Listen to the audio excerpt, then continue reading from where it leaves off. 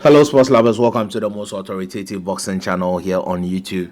In today's episode, I'm going to be discussing the hypocrisy and the inconsistency of Tyson the Gypsy King Fury. The only thing Tyson the Gypsy King Fury is consistent about is his inconsistency.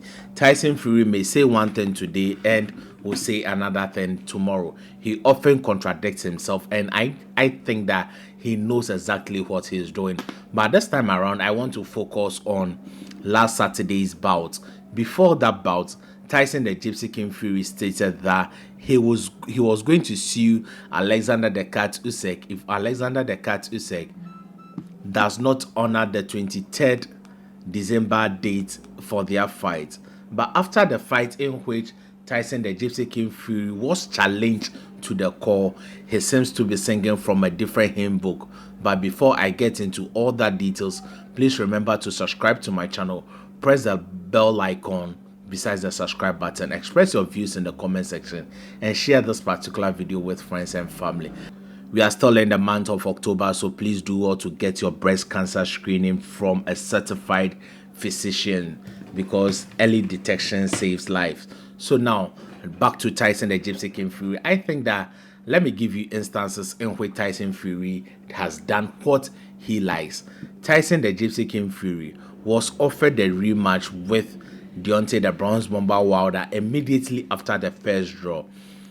Everybody would know and think that it is ideal, but Tyson the Gypsy King Fury turned it down and faced Tom Shores. Tyson the Gypsy King Fury was supposed to fight Vladimir Klitschko in a rematch. Tyson Fury did not fight Vladimir Klitschko. Now, back to the Wilder 3 fight. Tyson the Gypsy King Fury wanted to pull out of the fight. Wilder sent the case to court, arbitration, whatever. He got the ruling.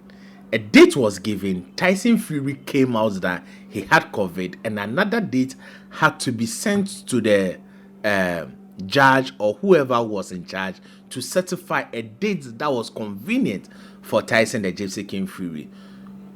That is another.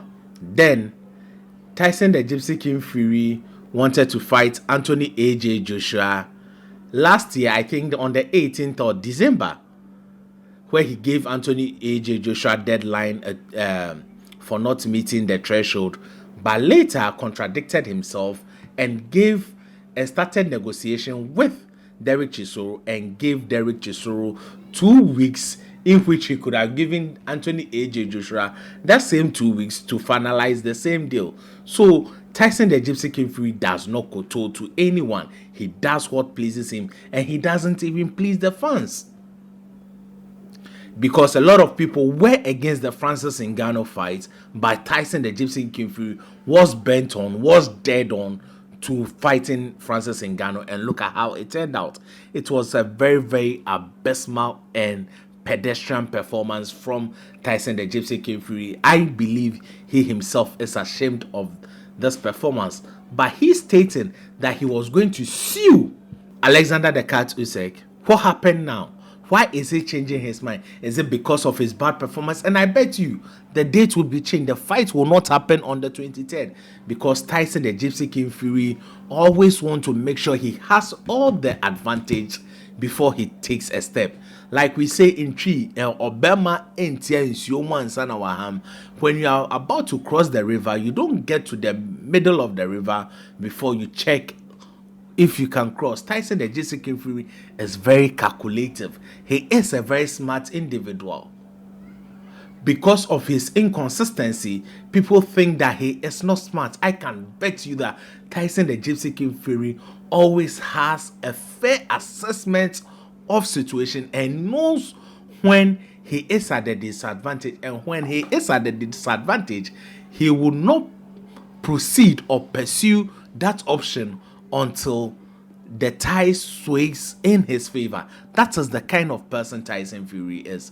So I don't think that the fight would happen on the 23rd, as Tyson the Gypsy King Fury has started singing from a different hymn book, because he's saying he has to spend time with his family. I see this fight happening somewhere February or somewhere March next year, just before Ramadan. I think that it would be changed, like we have opened the Riyadh season with Tyson the Gypsy King Fury. Let's close it with Tyson the Gypsy King Fury. So it happens somewhere in March next year. I can bet you, and that is affecting the sports of boxing. A lot of top guys are not fighting. Terence Crawford has fought once this year. Errol Spence once this year. Dimitri Bivol has not fought this year. So that means that our top guys in the sports that can grow the sports are not fighting two times a year. And that is going a long way to affect the sports. And Tyson the Gypsy King Fury, from the look of things, this year has not been in a proper boxing match. And the whole heavyweight division has had only one title defense. That is Oleksandr Usyk versus Daniel Dynamite Dubois. Only one title defense for a whole heavyweight, the flagship weight of a sport. It has only had one competitive fight. Tyson the Gypsy King Fury needs to wake up and uphold the sports of boxing, because if the heavyweight fights, the other divisions follow. The big fights are easier to make when the heavyweights are putting it on. So Tyson the Gypsy King Fury, 1 year, no title defense. He is going to almost 2 years without facing a mandatory. And that is all the fault of the WBC. They are pampering him. And I don't blame Tyson the Gypsy King Fury, because he has been given the leeway to do whatever he likes. And if we give Tyson the leeway, he would do whatever he likes, and he would make sure that everything is in his favor. I think we in the sports industry must start speaking up. We must start boycotting fighters like this. Fighters who go and their actions or inactions tend to keep the sport stagnant or put the sports in a reverse gear. We must start speaking up as a community.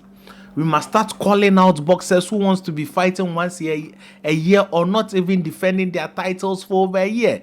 Jamal Charlo, he is a champion.